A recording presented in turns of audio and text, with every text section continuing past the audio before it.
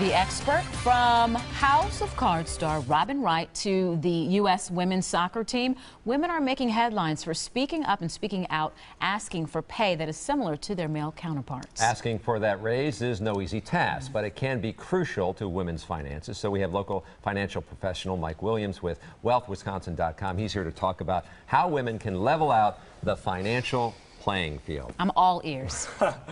Yeah, women today, guys, surprisingly, are still only getting about 79 cents for every dollar a male makes. And that's affecting a lot of different aspects of life, including retirement planning. It can affect credit reporting, and there's actually a huge disparity when it comes to shopping as well. All right, and I know that that gap goes even wider when we look at ethnicity as well, but we won't even go there. Just tell us, what can we do as women to level the playing field when we go in asking for a raise? Sure. When it comes to raise, hey, if you've earned it, be confident. You'll be surprised. Only less than half of women who think they deserve a raise ask for it. Those who ask for it are getting it at about 75% of the time. Wow. So definitely worthwhile. You have nothing to lose. You have permission to choose yourself.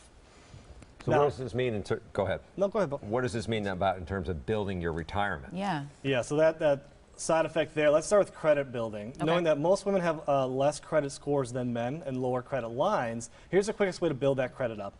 First thing is payment history. You want to make sure you're always on time, obviously. Right. But the second piece people forget to think about is what % of funds available are you using? And stay below 30%. That's the key. Of the limit? Of the limit. So okay. $1,000 available, keep it less than 300 on a revolving line. That's called your debt ratio. Sure. Big factor. All right, good to know on that. What else we got there? Comparison shopping. What are we talking about there when we talk about gender gap in the price? Gender gap in price. This is referred to as the pink tax. Companies reach out to women and charge them about 7% more on thousands of items, whether it's shampoos, soaps, razors. If you compared razors, one black, one pink, that pink one typically is more expensive. So women, the goal there, the takeaway there is shop around, especially if it's just household essential items that everyone can use. It's worth double checking prices. Shannon's blood pressure's going up right now as you speak. You're trying to remain calm.